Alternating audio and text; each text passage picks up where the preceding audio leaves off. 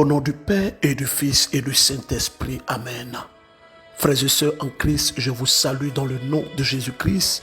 Je donne toute la gloire à Dieu et je bénis son nom. Aujourd'hui, nous sommes le samedi 22 juin 2024 et nous sommes à la sémence matinale. Mon nom est Élisée Dossa et je vais m'entretenir avec vous durant quelques minutes comme tous les matins.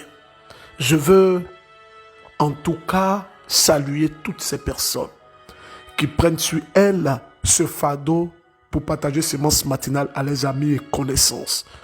Je veux vous dire merci. Je ne m'arrêterai pas de vous dire merci. Parce que grâce à vous, Dieu, au travers de cette émission, touche beaucoup de personnes. Aujourd'hui, je vais parler de la dimension prophétique du choix de Saint Joseph et comment marcher avec lui et l'expérimenter. Nous avons commencé depuis le mardi à parler d'un personnage biblique.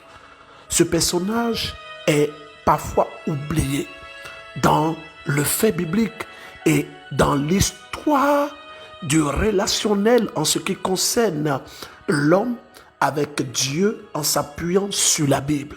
Donc, dans le relationnel biblique que nous avons par rapport aux informations que nous désirons avoir pour prier le Dieu suprême, nous négligeons parfois ce saint, ce personnage assez unique avec des qualités assez spéciales. Aujourd'hui, je vais parler de la dimension prophétique. Pourquoi Dieu a choisi Saint Joseph et comment l'inviter dans notre vie? Comment aussi l'expérimenter? Première chose, la dimension prophétique de Joseph, c'est que Dieu, dans son plan, avait préparé dans l'éducation de Jésus et dans sa croissance la place d'un homme. Et Dieu avait voulu que cette personne soit de la lignée de David. Pour rappel, David est l'homme de qui Dieu parle et Dieu dit « J'ai trouvé David, mon serviteur, homme selon mon cœur ». Dieu, parlant de David, Dieu avait une relation assez intime avec David. Pourquoi? Parce que David était l'homme selon le cœur de Dieu. Dieu avait aimé David d'une façon surnaturelle. La preuve, David aussi aimait le Seigneur. Pour la petite histoire, David a écrit les psaumes. David a chanté pour le Seigneur. Il était celui qui avait établi l'adoration permanente. C'est pourquoi, quand nous regardons bien, Jésus est fils de David à cause de qui? À cause de la filiation paternelle du rôle que Joseph a joué, qui est un rôle prophétique d'être son père adoptif. Rappelez-vous, lorsque Jésus était d'entrer dans cette ville de Jéricho, la Bible dit qu'on tenait un homme aveugle aux portes de cette ville, à l'entrée de cette ville. Cet homme s'appelait comment? Il était fils de Timée. Il s'appelait Bartimée. Et Bartimée, il était aveugle. Et quand il a vu Jésus, Bartimée a dit, Jésus, fils de David. On ne s'est jamais posé la question. Comment est-ce que Bartimée a fait pour savoir que Jésus est fils de David? Pourquoi est-ce que Bartimée n'appelle pas Jésus fils de Joseph? Ou Bartimée n'appelle pas Jésus descendant d'Abraham? Mais Bartimée appelle Jésus fils de David. Parce que la question de Joseph dans la vie de Jésus est une affiliation dans la lignée de David. Cette affiliation permet alors à Jésus d'être de la descendance de David. Donc quand il dit Jésus, fils de David, aie pitié de moi, Jésus ne renie pas. Il ne renie pas ses fondements. Il ne renie pas l'origine de cette appellation, fils de David. Parce que Jésus sait qu'il est fils de David de par la paternité que Dieu a préparée pour lui en plaçant Joseph dans sa vie. Et Joseph dans la vie de Jésus. À connecté Jésus de par le rôle qu'il joue de père adoptif. Il a connecté Jésus à la lignée de David. Dans le choix de Joseph n'a pas été un choix comme ça au hasard. Le choix de Joseph répondait à ça. Descendant de la lignée de David. Descendant de David. Parce que Dieu avait promis à David. Et il avait promis à David qu'il allait marcher avec lui. Qu'il allait marcher avec les enfants de ses enfants. Et regardez, même quand les enfants de David, les rois qui ont succédé David, c'était l'hécatombe. C'était quoi? C'était le schisme. C'était des trahisons. C'est eux qui sont allés chercher les Astatés. Ils sont allés marier des étrangers. Ils sont allés prendre des filles d'Égypte, des femmes en Égypte. Et ils ont amené l'idolâtrie. Mais regardez, chaque fois, lorsque Dieu veut les frapper, Dieu dit à cause de David ton père. À cause de David ton père. À cause de David ton père. Et cette lignée, c'est dans cette lignée que Dieu alors a choisi un homme. Mais cet homme, Dieu ne l'a pas choisi comme ça. Dieu l'a choisi parce que cet homme répondait à ce que j'appelle des attentes ou des prédispositions que le divin recherche. Ces prédispositions font l'objet du choix. Je vais expliquer ça pour qu'on puisse comprendre. Il y a des personnes, j'ouvre une parenthèse, qui ont des prédispositions de la sorcellerie. Il y a des gens qui sont jaloux. Ils n'arrivent pas à voir le bonheur des autres. Est-ce que vous savez qu'il y a des gens qui n'arrivent pas à supporter le bonheur de leurs frères? Il y a des gens mieux qui n'arrivent même pas à supporter le fait qu'une personne soit heureuse. Quand tu es heureux, ils ont la mine serrée, visage renfrogné. Frères et sœurs en Christ, oh, je suis content. Je suis très, très, très content. Très content. Il y a des gens aujourd'hui qui jettent leur fétiche. Jésus ne ment pas. Je vous fais écouter un témoignage. Un frère qui a pris la décision d'arrêter le fa. Le fa, c'est quoi? Le fa, c'est la vénération d'une divinité qui a la capacité de se connecter avec le monde des esprits pour révéler certaines choses, pour donner des révélations. Donc, le monsieur, il dit qu'il a pris la décision d'arrêter de consulter le fa et Dieu lui a donné du travail.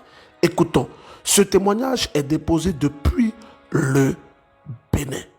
Écoutons, c'est tellement intéressant. Bonjour berger Élisée Dossa. Je passe par votre canal pour pouvoir faire ce témoignage.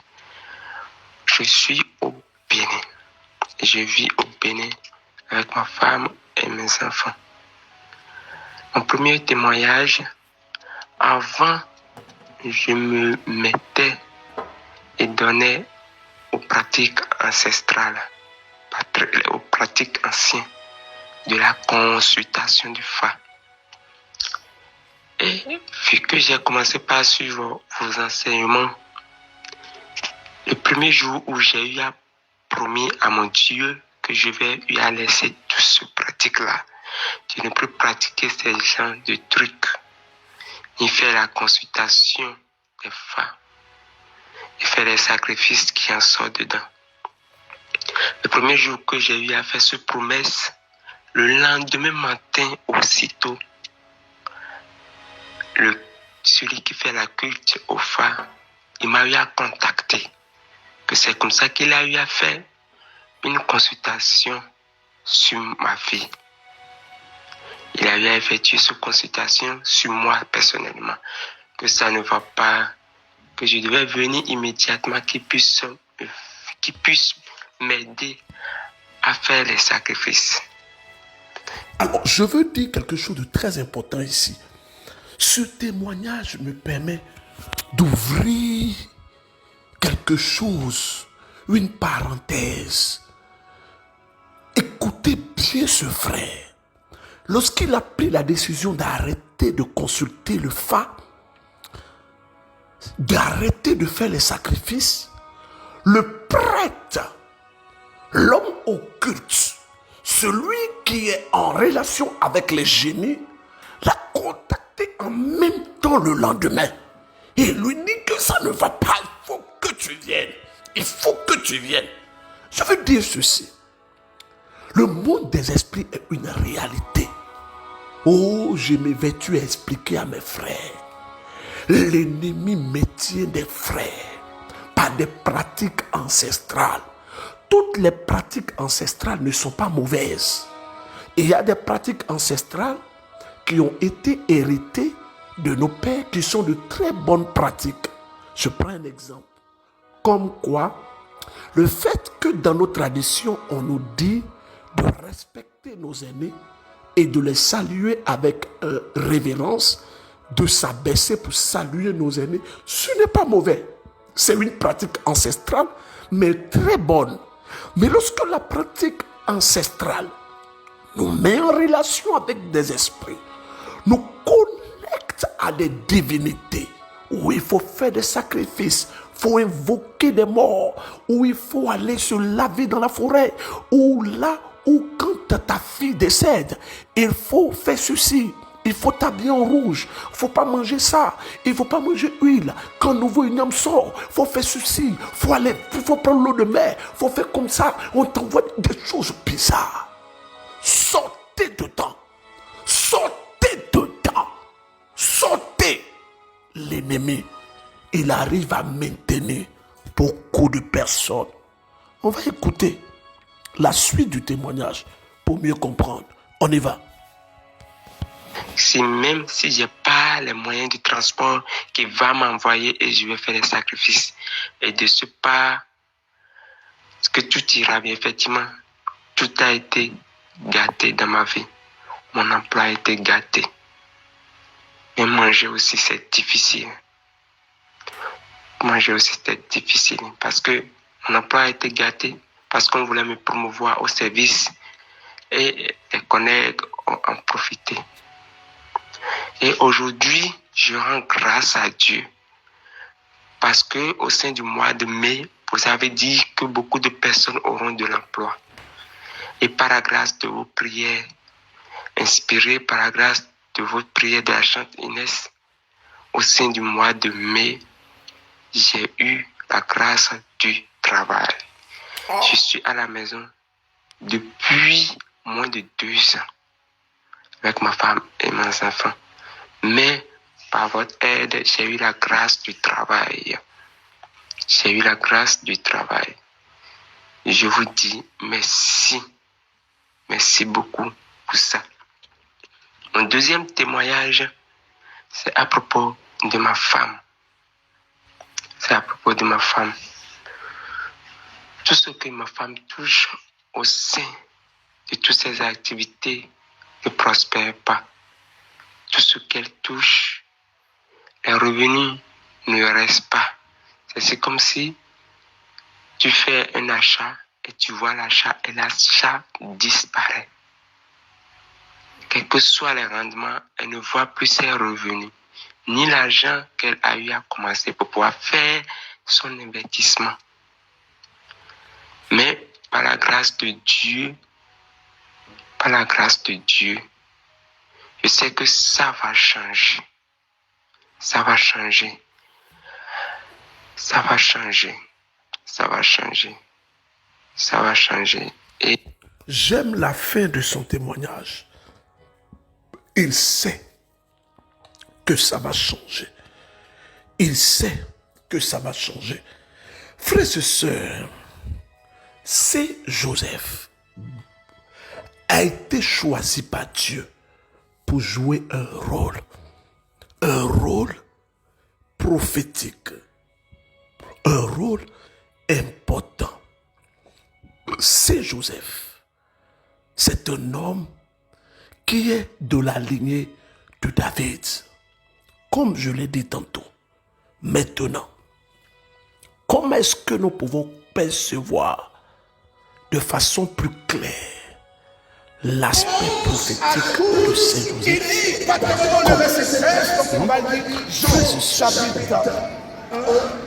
Asseyons-nous et puis essayons de passer en revue le plan de Dieu en ce qui concerne les gens humains.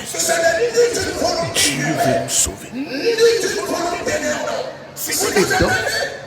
le plan de nous sauver, Dieu décide de faire naître son enfant d'une femme, afin que cet enfant qui va naître ait une portion totale du genre humain qu'il vient sauver. Ok, ça va, c'est pas grave. Mais un homme ne doit pas être l'auteur de la fécondation. C'est-à-dire, un homme ne doit pas féconder la femme pour qu'on dise que c'est le monsieur qui est le géniteur. Si le monsieur est le géniteur, alors ce n'est plus le fils. Alors qu'est-ce que Dieu fait? Dieu envoie l'ange Gabriel. On peut voir ça en Luc chapitre 1. Et l'ange Gabriel vient visiter la Vierge Marie. Quand il vient, la femme qu'il vient visiter n'est pas une femme célibataire, mais une femme qui avait été déjà fiancée et elle était promise en mariage à un homme de la lignée de David. Je pense que je vais lire ça. Permettez-moi de lire rapidement. Je n'avais pas prévu lire ce texte-là, mais pendant que je prêche, c'est comme si ça rentre dans mon corps, quoi. Je ne sais pas si vous voyez un peu. C'est comme si ça me gratte, quoi. Ça me dit, il faut lire ça. Alors, Luc chapitre 1, je le lis à partir du verset... on va lire à partir du verset 2. Conformément à ce que nous ont transmis ceux qui ont été, dès le commencement, témoins oculaires du ministère de la parole, j'ai résolu moi aussi, après m'être appliqué à connaître exactement toutes choses depuis l'origine, de t'en écrire le récit suivi, excellent Théophile, afin que tu reconnaisses la certitude des enseignements que tu as reçus. Au jour d'Hérode, roi de Judée, il y avait un prêtre nommé Zacharie de la classe d'Abias, et sa femme qui était une fille d'Aaron s'appelait Élisabeth. Tous deux étaient justes devant Dieu, marchaient dans ses commandements et ses ordonnances. Les ordonnances que le Seigneur avait prescrites d'une manière irréprochable. Il n'avait pas beaucoup d'enfants parce qu'Élisabeth était stérile. Et ils étaient l'un et l'autre avancés en âge. Or, pendant que Zacharie s'acquittait devant Dieu des fonctions sacerdotales dans l'ordre de sa classe, il fut résigné par le sort selon la coutume observée par les prêtres pour entrer dans le sanctuaire du Seigneur et y offrir l'encens. Et toute la multitude du peuple était dehors en prière à l'heure de l'encens. Mais un ange du Seigneur lui apparut, debout à droite de l'autel de l'encens. Zacharie, en le voyant, fut troublé et la crainte le saisit. Mais l'ange lui dit, ne crains point, Zacharie, car ta prière a été exaucée. Ta femme Élisabeth te donnera un fils et tu l'appelleras Jean. Il sera pour toi sujet de joie et d'allégresse. Et beaucoup se réjouiront de sa naissance, car il sera grand devant le Seigneur. Il ne boira ni vin, ni rien qui enivre, car il sera rempli de l'Esprit Saint dès le sein de sa mère. Il convertira beaucoup d'enfants d'Israël au Seigneur le Dieu, et lui-même marchera devant lui dans l'esprit et la puissance d'Élie, pour amener les cœurs des pères envers les enfants et les indociles à la sagesse des justes, afin de préparer au Seigneur un peuple parfait. Zacharie dit à l'ange, à quoi reconnaîtrai-je que cela sera? Car je suis vieux et ma femme est avancée en âge. L'ange lui répondit, je suis Gabriel, je me tiens devant Dieu. J'ai été envoyé pour te parler et t'annoncer cette heureuse nouvelle. Et voici que tu seras muet. Tu ne pourras parler jusqu'au jour où ces choses arriveront, parce que tu n'as pas cru à mes paroles, qui s'accompliront à leur temps. Frères et sœurs, je vais ici et maintenant vous dire pourquoi est-ce que j'ai commencé par Zacharie. Parce que Joseph, ça va nous rejoindre. On continue. Le verset 26. Au 6e mois, l'ange Gabriel fut envoyé de Dieu vers une ville de Galilée appelée Nazareth, auprès d'une vierge qui était fiancée à un homme de la maison de David nommé Joseph. Et le nom de la vierge était Marie. L'ange étant entré où elle était, lui dit, je vous salue, Marie, pleine de grâce. Le Seigneur est avec vous. Vous êtes bénie entre les femmes. Marie, l'ayant aperçu, fut troublée de ses paroles. Et elle en demanda ce que cela pouvait signifier, cette salutation. L'ange lui dit, ne craignez point, Marie, car vous avez trouvé grâce auprès de Dieu. Voici que vous concevrez en votre sein et vous enfanterez un fils et vous lui donnerez le nom de Jésus. Et il sera grand, on l'appellera le Fils de Très-Haut. Le Seigneur Dieu lui donnera le trône de David, son père. Il lui donnera le trône de David, son père. Il lui donnera le trône de David, son père. Il régnera éternellement sur la maison de Jacob et son règne n'aura point de fin. Marie dit à l'ange, comment cela se fera-t-il puisque je ne connais point d'homme? L'ange lui répondit, l'Esprit de Dieu viendra sur toi et la vertu du Très-Haut te couvrira de son ombre. C'est pourquoi l'être qui naîtra de toi sera appelé Fils de Dieu. Déjà, Élisabeth, ta parente, elle aussi a conçu un fils dans sa vieillesse. Elle en est en son 6e mois. Frères et sœurs, je vais m'arrêter là. Parce que le texte, il est long. Je vais m'arrêter là. Il y a des gens qui doutent encore de la puissance de Dieu. Une sœur qui témoigne que Dieu a fait quelque chose, que Dieu a guéri, que Dieu a commencé un processus de guérison dans la vie de son petit ami, de cette maladie, le cancer. Écoutons. Bonsoir, Papa Berger. Je tenais vraiment à vous dire merci d'avoir prié pour nous, d'être toujours là pour nous. La dernière fois, je vous avais écrit, je vous avais envoyé un audio concernant mon petit ami qui souffrait du cancer. Et le 28 mai, il a été à l'hôpital. Et les résultats sont sortis. Le type de cancer qui se développait s'est réduit. Et ça se limite maintenant à 3%. Je dis merci à Dieu. Le Dieu Tout-Puissant, il a déjà commencé à agir. Et je sais que par vos prières, vos intercessions, les 3% un jour, tout ça sera à 0% par la gloire de Dieu. Je vous dis merci. Merci de toujours prier pour nous. Merci d'être là pour nous. Merci et merci encore. Nous disons merci à notre Dieu.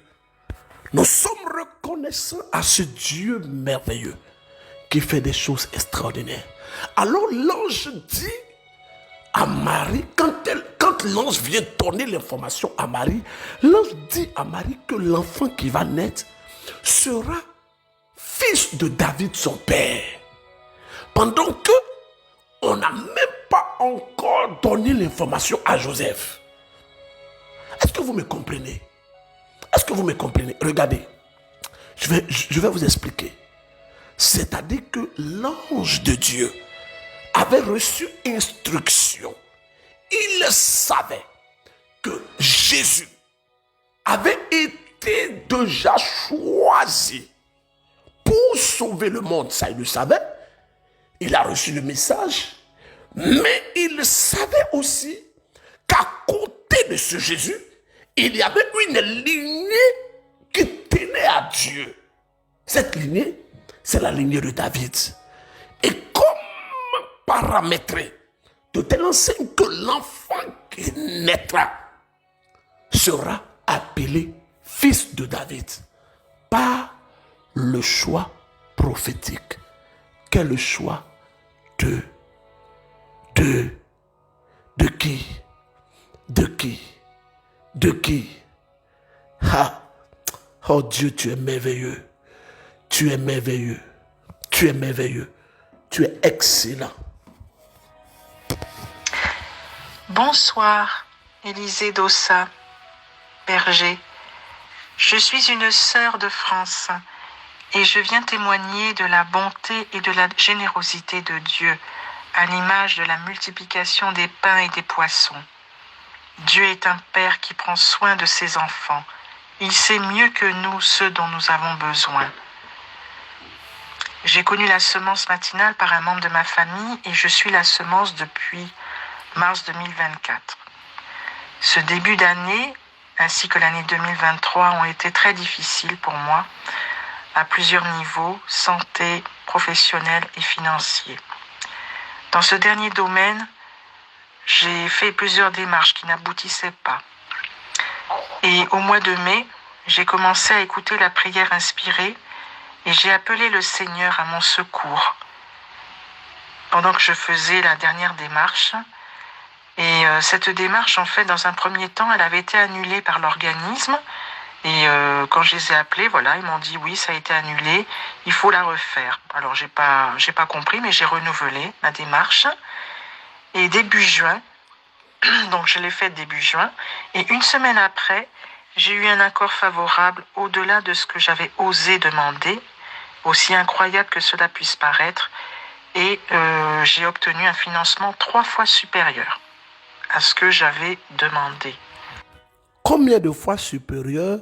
On va retourner un peu. Écoutons, réécoutons.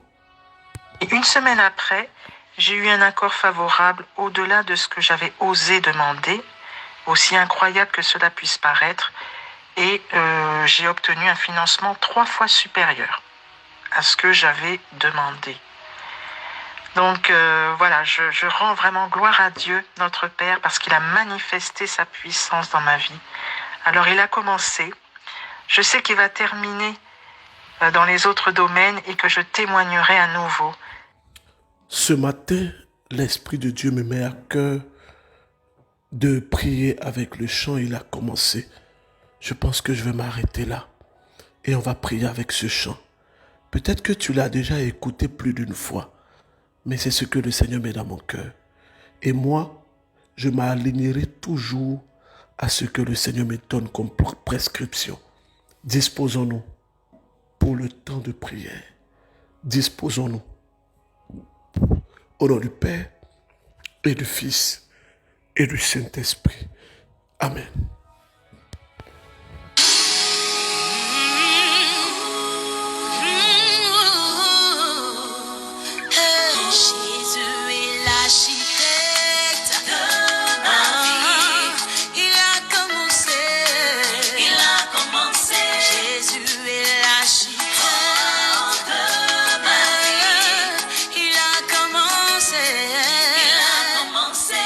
Je suis le bâtiment, puis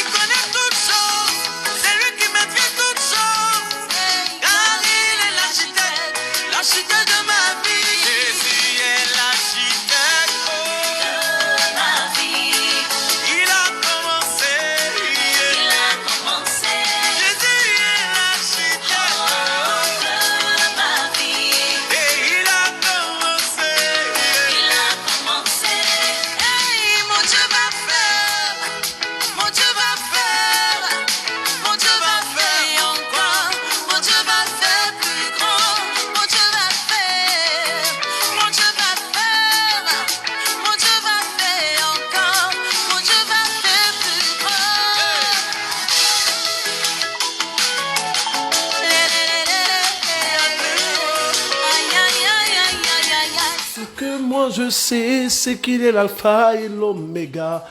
Alpha c'est le commencement, oméga c'est la fin.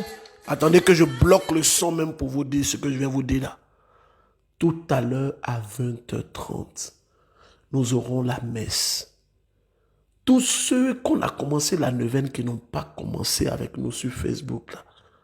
Aujourd'hui, 20h30. Voici comment ça va se passer. À partir de 20h30, je vais donner une exhortation de 10 minutes sur la dimension prophétique de la messe. Et puis après quoi? La messe va commencer. Nous allons faire des demandes de messe jusqu'à 10 minutes avant le début de la messe. À partir de 20h20, on ne prend plus de demandes de messe.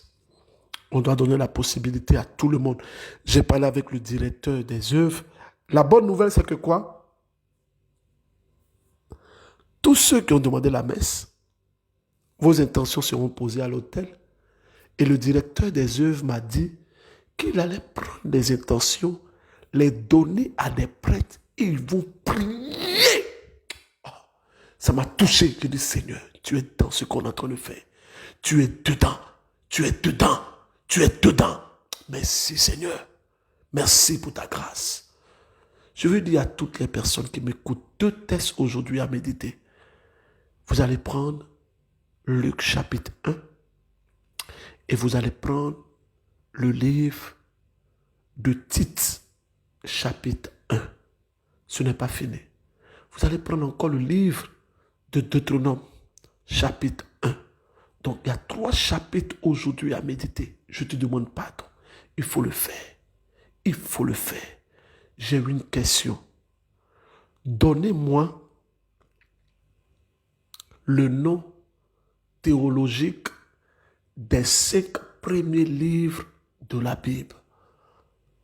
Comment est-ce qu'on appelle ça de façon théologique? Deuxième question. Donnez-moi le nom du lieu où Jésus est né. Jésus est né où? Donnez-moi ce nom, s'il vous plaît. Prions.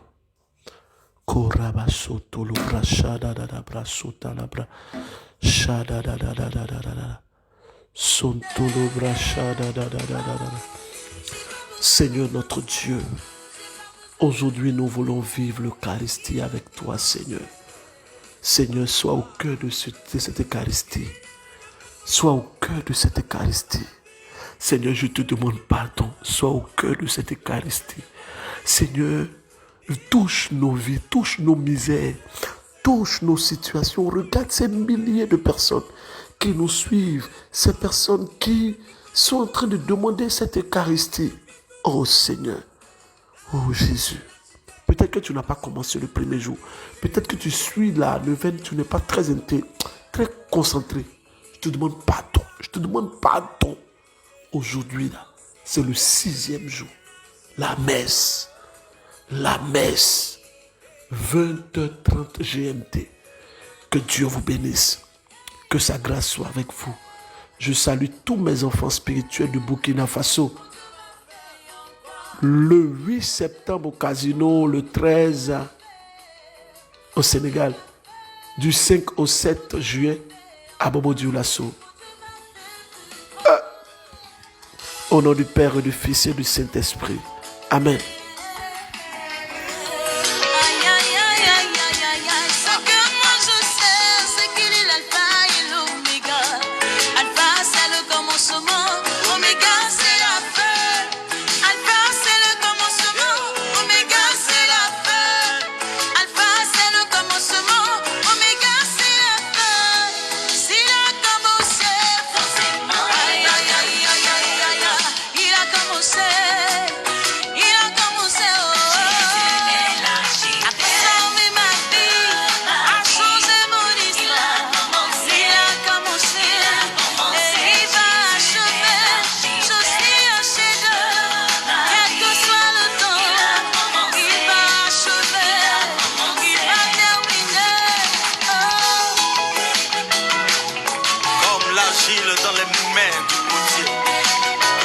L'Éternel travaille.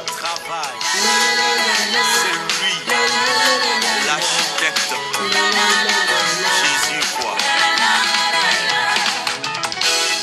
Si vous êtes dans un lieu où il y a la transformation divine, faites tout pour prendre votre ticket. Je vous aime. Au revoir.